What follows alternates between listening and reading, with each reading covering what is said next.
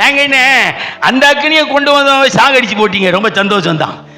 இப்ப அதுக்கும் இந்த புதிய ஏற்பாட்டில் இன்னைக்கு காலத்தில் நடக்கிற ஊழியத்துக்கும் என்ன சம்பந்தம்?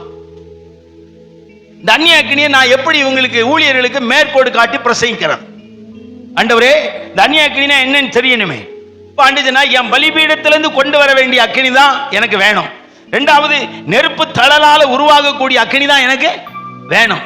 அயன் பண்றவன் நெருப்பு தழல்ல தான் அயன் பாக்ஸ் என்ன செய்வான் உருவாக்குவான். அவனுக்கு அக்கினி தேவையில்லை, அக்கினி தழல் தான் தேவை. அல்லேலூயா. அப்ப ஆண்டவர் அதான் சொல்றார், பலிபீடத்திலிருந்து கொண்டு வர வேண்டும், நெருப்பு தழலாய் கொண்டு வர வேண்டும். நெருப்பு தழல் மேல் தூப வர்க்கத்தை போடணும், அக்கினியில தூப வர்க்கம் போடக்கூடாது. சரி, இவங்க இப்படி கொண்டு வந்து இப்படி மரணம் வந்து விட்டது. ஆண்டவர்கிட்ட கேட்டேன், அப்ப புதிய ஏற்பாட்டு காலத்தில் அந்நிய அக்கினினா என்னத்தை நான் சொல்றது? ஆமென். அப்படின்னு ஆண்டவர் கேட்கும் போது எனக்கு தெளிவா சொன்னாரு. எபிரேயர் 12:1 சொல்லப்படுகிறது போல, நான் நியமிக்காத எந்த ஊழியமுமே அந்நிய அக்கினி தான். அதான் பவுல் சொல்றாரு, உங்களுக்கு நியமித்த ஓட்டத்தில் நீங்கள் எப்படி ஓடுங்க. நீங்க எவ்வளவு பெரிய ஊழியர்களா இருந்தாலும் சரி, நீங்க தேவன் நியமிக்காத எந்த ஊழியம் செய்தாலும் அது கணக்கில் கொண்டு வர மாட்டார். தெளிவா சொல்லிட்டார். நீ கத்தரிக்காக நைட் எல்லாம் ஜெபிக்கிறேன், பகல் எல்லாம் ஜெபிக்கிறேன், நான் உன்கிட்ட கேட்கல. கத்தரிக்காக கிழக்கு மேற்கு வடக்கு தெற்கு ஓடுறேன், அதை நான் கேட்கல. நான் நியமிச்ச வேலையை நீ செய்திரியா, அதுதான் எனக்கு தேவையான அக்கினி. நான் நியமிக்காத எந்த ஊழியத்தை செய்தாலும் அது எனக்கு சம்பந்தப்பட்ட ஊழியமே கிடையாது.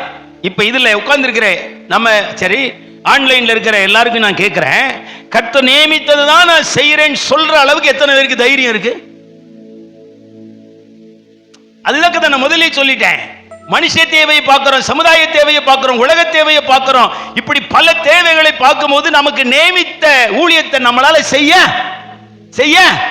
முடியல. நம்ம நியமித்த ஊழியத்தை செய்யறதுக்கு நீங்க உலகத்தை பார்க்க வேண்டாம், தேவனை பார்த்தா போதும். உங்களுக்கு நியமித்த ஊழியத்தை செய்கிறதுக்கு நீங்க கர்த்தருடைய சமூகத்தை பார்த்தா போதும். நீங்க என்ன ஊழியம் செய்யணும்னு கர்த்தர் சொல்லிடுவாரு. உங்க ஊழியம் சின்னதா இருக்கலாம், உங்க ஊழியம் பெருசா இருக்கலாம், உங்க ஊழியம் ஆறுதல் படுத்துறதா இருக்கலாம், வெட்டி சாய்க்கிறதா கூட இருக்கலாம்.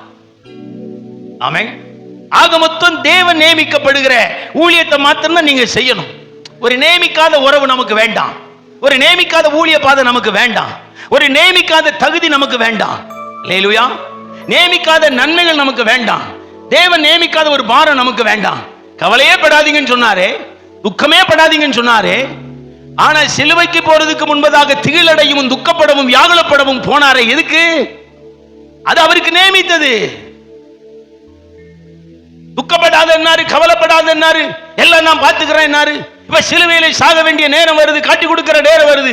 அவர் திகில் அடையவும், வார்த்தை எப்படி இருக்கு பாருங்க, திகில் அடையவும் வியாகுலப்படவும் அவர் எங்க போனாரா?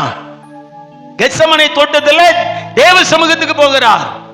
அது அவருக்கு நியமித்ததையா, அது அவருக்கு நியமித்தது. ஒரு அம்மா போய் கேட்கிறாங்க, என் பிள்ளைங்களை 2 பேரில் வலதுபுறம் இடதுபுறம் ராஜ்யத்தில் வச்சீங்க. அவர் சொல்றார், நான் குடிக்கும் பானத்தை நீங்கள் குடிக்க முடியாது, நான் எடுக்கிற ஸ்தானத்தை நீங்க. அந்த அம்மா சொல்லுது, அதெல்லாம் நாங்க பாத்துக்கிறோம், அதையெல்லாம் நாங்க பாத்துக்கிறோம், நீர் சொல்லும் வலதுபுறம் இடதுபுறம் வச்சுக்குவீரா? அவர் சொல்லிட்டாரு, அது பிதாவினுடைய ஆதிக்கத்தில் இருக்குதப்பா. நீ என் பானத்தை குடிச்சாலும் சரி, என்ன போல ஸ்நானம் எடுத்து நீ சிலுவையில செத்தாலும் சரி, உனக்கு பதில் தர என்னால. அது யார்கிட்ட இருக்கு? அது பரலோகத்தில் இருக்கிற பிதா கிட்ட இருக்குன்னு சொல்லி முடிச்சிருந்தார். சரி, நல்ல கவனிங்க. கர்த்தர் நியமித்த ஊழியத்தை மாத்திருச்சு. காலையில கூட பிராங்க்லின் நான் திட்டினேன். பாஸ்டர் பிராங்க்லின் காலையில எங்கிட்ட திட்டு வாங்கினார். ஒரு வார்த்தை சொன்னார், நான் பாஸ்டர் ஜோசுவா கிட்ட பேசி இருக்கிறேன், கற்பட்டி கொண்டு வருவாங்க, எதுக்கு அப்படின்னு கேட்டேன். அவர் சொன்னாரு, ஒரு 2 பேரை காமிச்சு, இவங்களுக்கு ரொம்ப கற்பட்டி, உண்மையான கற்பட்டி தேவை, அது இங்க தானே கிடைக்குது, அதனாலதான் பாஸ்டர் ஜோசுவாக்கு போன் பண்ணி கற்பட்டி கொண்டு வாங்க. நம்ம அந்த ஊழியத்தை செய்யுங்க, இந்த ஊழியம் உங்களுக்கு தேவையில்லை. எவன் கற்பட்டி தின்னானே, எவன் கற்பட்டி திங்காம போனானே, ஆனா அது என் கொழுந்தியா ரொம்ப விரும்பி கேட்டானே, அதுக்கு எவன் கேட்டால கேட்க, நீங்க எதுக்கு என் கூட வந்தீங்க? இந்த ஊழியத்தை செய்ய வந்தீங்க, கற்பட்டி ஊழியம் நீங்க செய்ய வரல, அது வாங்கறது தப்பு. என் பழக்கம் அப்படித்தான். அப்படி இங்கதான் இருக்கிறாரு அவர். இங்கே நம்ம வந்த ஊழியத்தை செஞ்சுட்டு போயிருவோம். கற்பட்டி வாங்கி பாம்பேக்கு அனுப்புற ஊழியம் நம்ம ஊழியம் கிடையாது. புரியுதா? நீங்க எந்த ஊழியத்தை செஞ்சுக்கிட்டு இருக்கிறீங்க? எந்த ஊழியத்தை செய்றீங்க? நியமித்த ஊழியத்தை செய்றீங்களா, யாருக்கு வாங்கி கொடுக்குற ஊழியத்தை செய்றீங்களா? அதுவும் நியமித்தவங்க செய்யலாம். எல்லாருக்கும் பாசம் இருக்கு, எல்லாருக்கும் அன்பு இருக்கு. எனக்கு கற்பட்டி தேவைதான், என் மனைவிக்கு தேவைதான், என் பிள்ளைக்கு தேவைதான், என் குடும்பத்திலே எல்லாருக்கும் தேவைதான். ஆனா அந்த ஊழியத்தை செய்ய நான் இங்க வரலையே. எனக்கு நியமித்த ஊழியத்தை நீங்க எது கொடுத்தாலும் நான் சந்தோஷமா வாங்குறது ஆள் கிடையாது. நான் அங்கிருந்து கிளம்பும் போதே சொல்லுவேன், யாராவது எதுவும் கொண்டு வந்துட்டா திருப்ப ரெஸ்பான்ஸ் பண்ண முடியாது, யாருமே எதுவும் கொண்டு வர வேண்டாம்னு தான் சொல்லுவேன். நீங்க எதையாவது வாங்கி கொடுத்தீங்கன்னா நான் சந்தோஷமா வாங்கிட்டு போவேன் நீங்க நினைக்காதீங்க.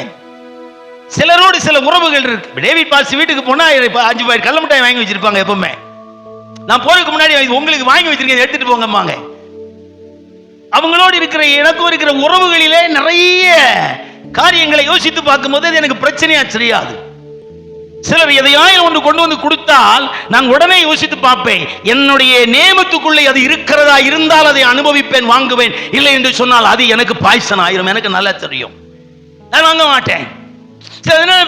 சொன்னேன், உங்களுக்கு நியமித்த ஊழியம், நம்ம நியமித்த ஊழியத்தை செய்வ கற்படி வாங்கி கொடுக்குற ஊழியத்தை விடுங்க அப்படின்னு. பாஸ்டர் ஜோசோ வரல நினைக்க, வந்துட்டாரா? மகா வந்து கற்படி கொடுக்கறதுக்குன்னே மகா வந்துருக்கு, கொண்டு வரலையா? அல்லேலூயா, தோத்துறோம். எனக்கு தெரியல, நான் எங்கேயாவது கிராஸ் பண்ணாலே பிரச்சனை ஆயிடும். எதுக்கு சொல்ற அப்படின்னா, தேவன் நமக்கு நியமித்த ஊழியம். ஒரு சின்ன கிராமத்தில் இருக்கிறோம், 10 விசுவாசி வச்சிருக்கோம், சந்தோஷமா செஞ்சுட்டு போங்க. ஐயோ இந்த கிராமத்து ஜனங்கள்லாம் அழுவது, எல்லாரும் பணம் தாங்க, எல்லாரும் எனக்கு ரூபா தாங்க, எல்லாரும் எனக்கு இடம் வாங்குங்க, நான் பெரிய சர்ச்சை கேட்டேன். கடைசியில் நீயும் கொண்டாட்டி தான் கொட்டடிச்சிட்டு இருக்கணும், நாங்க வேற ஒருவனும் வர மாட்டான். அந்த வர வேண்டிய 10 பேரும் வர மாட்டான், நரகத்துக்கு போறவங்க அங்க வந்துருவான். சரி, அதனாலதான் நான் ஒரு ஊழியர் மீட்டிங்ல ஒரு பிரசங்கமே இருக்கு, நீ எந்த ஆடுகளை மேய்க்கிறாய்? பரலோகத்துக்கு போகிற ஆடை மேய்க்கிறாயா, நரகத்துக்கு போகிற ஆடை மேய்க்கிறாயா, கொலை பண்ணக்கூடிய ஆடை மேய்க்கிறாயா, பலியிடக்கூடிய ஆடை மேய்க்கிற, எந்த ஆடுகளை மேய்க்கிறோன்னு தெரிஞ்சு சபை நடத்துங்க. எல்லா ஆடுகளையும் மேய்க்காதீங்க, பலன் கிடைக்காது. நம்ம சர்ச்சில் இருக்கிற ஆடுகளுடைய நிலைமை நமக்கு நன்றாய் தெரியணும். நீதிமொழிகள் எழுதியிருக்கிறார், 100 ஆடு இருக்கு, 25 ஆடு நரகத்துக்கு போகும், 25 ஆடு நித்தியத்துக்கு போகும், 25 ஆடு நியாய தீர்ப்புக்கு போகும், 25 ஆடு கொலை செய்ய கொண்டு போகப்படும். 100 ஆடை ஒரே லிஸ்ட்ல வைக்காதீங்க. இந்த அறிவெல்லாம் தமிழ்நாட்டு பாஸ்டர்ஸ்க்கு வருமா வராதான்னு எனக்கு தெரியல. ஆண்டவர்ட்ட கேட்கிற, நீ சொல்றதை சொல்லிட்டு போ, மத்ததை நான் பார்த்துக்கிறேன். அவன் கொஞ்சம் குழப்பம் வருது இல்ல, தெளிவு. சரி, நம்மகிட்ட இருக்க எல்லா ஆடையும் நான் நேசிக்க முடியாதுங்க, எல்லா ஆடையும் கவனிக்கலாம், எல்லா ஆடையும் விசாரிக்கலாம், எல்லா ஆடும் ஒரே போர்வைக்குள்ள வரவே வராது. சர்ச்சில் இருக்கிற 100 ஆடு எத்தனை வகை ஆடுன்னு கொஞ்சம் கண்டுபிடிங்க. சில ஆடு நியாய தீர்ப்புக்கு நியமிக்கப்பட்ட ஆடு இருக்கும், அதுக்காக நம்ம ஒண்ணுமே பண்ண முடியாது. என்ன பிரசங்கம் பண்ணாலும் அது நியாய தீர்ப்பு சீல் குத்துன ஆடு, அது கடைசி சாக தான் போகும். அதனாலதான் வேறு, நீ கொலை பண்ணுகிற ஆடுகளை மேய்ப்பாயின்னு ஒரு சாபமே விடுகிறார் மேய்ப்பர்களுக்கு. என்ன ஆடுகளை மேய்ப்பாய்? கொலை பண்ணப்படுகிற ஆடுகளை மேய்ப்பாய். அப்ப அவன் ஆடு, அந்த மந்தையில் இருக்கிற ஆடு அவன் எதுக்கு வளர்க்கிறான்? இனவெருத்திக்கு வளர்க்கல, சாப்பாட்டுக்கு வளர்க்கிறான், கொலை பண்றதுக்காக வளர்க்கிறான். சில சர்ச்சில் 100 ஆடுல 20 ஆடு கொலை பண்ற ஆடு. தோத்துறோம். ஆமென். சில ஆடு நித்தியத்துக்கு போற ஆடு, அதை கண்டுபிடிச்சிடணும். கொலை பண்ற ஆடை கண்டுபிடிச்சிடணும், நியாய தீர்ப்புக்கு ஒரு ஆடை கண்டுபிடிச்சிடணும். கண்டுபிடிச்சு அந்த ஆடுகளின் நிலையை நன்றாய் அறிந்து நீங்க மந்தைய மேய்ச்சா உங்க பலன் உங்களுக்கு கரெக்டா கிடைக்கும். ஏன்னா நீங்க நியமித்த ஊழியத்தை செய்றீங்க. நியமிக்காத ஊழியத்தெல்லாம் செய்யாதீங்க. நியமிக்காத எந்த ஊழியத்தையும் 2 எழுத்து சபை இந்த உபதேசத்தை கொண்டு வந்தது இந்தியாவுக்குள்ள. 2 எழுத்து சபை, 2 எழுத்து சபையால் பெந்தேகோஸ்து ஊழியத்துக்கு கிடைத்த அவமானம் நித்தியமான அவமானம். சோதரம், நியமிக்காத எந்த ஊழி நான் அப்படி பண்ண மாட்டேங்க. எல்லாம் சொல்லுவாங்க, பாஸ்டர் நீங்க வந்து கால் மிதிச்சா போகும், எனக்கு தேவை கிடையாது. நீ வந்துட்டு போனா போது, எனக்கு தேவை கிடையாது. எனக்கு நியமிச்ச ஊழியம் எனக்கு தெரியும். 50 கிலோமீட்டர் போய் பிரசங்கம் பண்ணிட்டு 1000 ரூபாய் காணிக்கை வாங்கிட்டு வரேன், எனக்கு கவலையே கிடையாது. ஏன்னா அது எனக்கு நியமிக்கப்பட்ட ஊழியம். அது லாபம் பார்க்க மாட்டேன், நஷ்டம் பார்க்க மாட்டேன். ஏன்னா நியமிச்ச ஊழியத்தை நான் செய்தாலே எனக்கு பலன் பரலோகத்திலிருந்து வருங்க. அதுல லாபம் எதிர்பார்த்து நான் போனா நான் நியமிக்கப்பட்ட ஊழியத்தை தீட்டுப்படுத்துகிறவன் ஆகி விடுவேன். எல்லா மக்கள் அழிது அழிது அழிது அழிதுன்னு நீங்க அப்படி மாற முடியாது. நியமிக்கப்பட்ட ஊழியத்தை செய்றீங்களான்னு ஆண்டவர்கிட்ட உங்களை தற்பரிசோதனை பண்ணுங்கள். அப்பொழுதுதான் நீங்களும் பிழைப்பீர்கள், உங்களுடைய சந்ததிகளும் பிழைக்கும். ஆண்டவரால் உங்களை சாகடிக்கிற ஒரு அக்கினியின் கோபத்தை உங்களுக்கு எதிராய் அனுப்ப முடியாது. ஆமே. நீங்க நினைக்கலாம் எப்படிலாம் நீங்க பிரசங்கம் பண்ணீங்கன்னா எங்களை டிஸ்கரேஜ் பண்ற மாதிரி இருக்கு. ஆமே. நாங்க ரொம்ப ஆத்மா தாகத்தோடு மதுரைக்கு ஓடுறோம், திருச்சிக்கு ஓடுறோம், புதுக்கோட்டை ஓடுறோம், மெட்ராஸ் ஓடுறோம், நாகர்கோயில் எங்க ஓடினாலும் ஓடாட்டாலும் பரவாயில்லை. அங்க நேத்து பிரசங்கத்தை கேட்டீங்கன்னா ரொம்ப ஸ்ட்ராங்கா இருக்கும். ஆண்டவர் சொல்றாரு, நீங்க பூமியில சமுத்திரம் தொடங்கி சமுத்திரம் தாண்டி போய் அநேகர் உங்க மார்க்கத்தானா மாத்துறீங்க. மாத்தின பிறகு அவன் நரகத்துக்கு தத்து கொடுக்குறீங்கன்றாரு. நீங்க ஆத்துமாதாயம் பண்ணி யாருக்கு தத்து கொடுக்குறீங்களா? நான் சொல்லலையே. சமுத்திரம் தொடங்கி சமுத்திரம் தாண்டி இரவு பகலா நீங்க ஓடி தெரிஞ்சு ஆத்துமாதாயம் பண்ணி உங்க மார்க்கத்தானா மாத்தின பிறகு அவர்களை உங்களிலும் இரட்டிப்பாய் நரகத்தின் மகனாக நீங்கள் தத்து கொடுக்கிறீங்கன்னு எழுதி வச்சிருக்கிறார். ஏய்யா, நைட்டு பகலா தூங்காம கொள்ளாம ஊழியம் செஞ்சு நரகத்துக்கு ஆள் சேர்க்கிற. நியமிக்கப்படாத எந்த ஊழியம் செஞ்சாலும் அது அந்த கணக்குல தான் வரும். நேற்று நான் ஆலங்குளத்தில் பிரசங்கித்த பிரசங்கம் வரும், கேளுங்க. தேவையில்லைங்க, நான் அப்படி பண்ற ஆளு கிடையாது, அப்படி பண்ணாதேன்ட்டார். ஒரு நாளைக்கு 8 மணி நேரம் ஜெபம் பண்ணுவேன். ஊழியத்தை வளர்க்கறதுக்காக ஆண்டவர் ஒரு நாள் என்கிட்ட சொன்னார், நீ ஜெபம் பண்ண நான் கேட்டணும்னு அவசியம் கிடையாது. நீ 8 மணி நேரம் நீ மாமிசத்துல ஜெபம் பண்ணுவேன், அதுக்கு நான் செவி கொடுப்பேன்னு நீ கனவுல கூட நினைக்காத. 8 மணி நேரம் ஜெபிப்பேன் ஊழியத்தின் ஆரம்பத்தின் நாட்கள்ல. சாப்பிடுற தூங்குற நேரத்தை எல்லாம் கழிப்பேன். பைபிள் காலேஜில் இருந்தேன். ஆண்டவர் ஒரு நாள் பேசினேன், 8 மணி நேரம் நீ மாமிசத்துல ஜெபித்தா நான் கேட்டுருவேன் நினைக்கிறியா? நீ கேட்கிற ஊழியத்தை நான் உனக்கு தரணுமா? நான் நியமித்த ஊழியத்தை நீ செய்யணுமா? நீ முடிவெடுனாரு. அன்றைக்கு நான் யோசித்தேன், ஜெபத்தினால் உன்னை உருவாக்குவதை விட தேவனுடைய நியமத்தினால் உருவாக்கப்பட்டதை பின்பற்றுவது எனக்கு நல்லது என்று நான் முடிவெடுத்தேன்.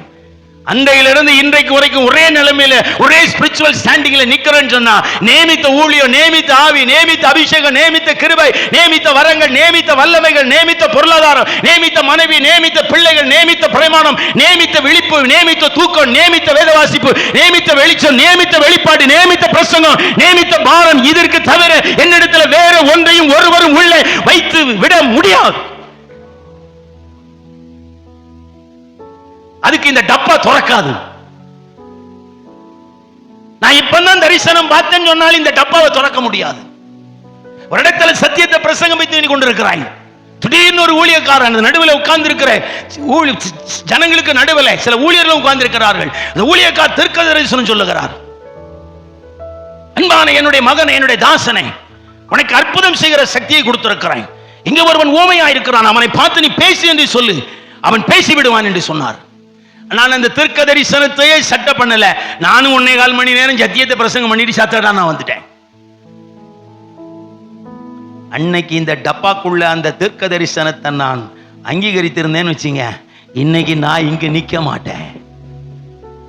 நான் இன்னைக்கு இங்க நிக்க வாய்ப்பை நான் அன்னைக்கே இழந்திருப்பேன்.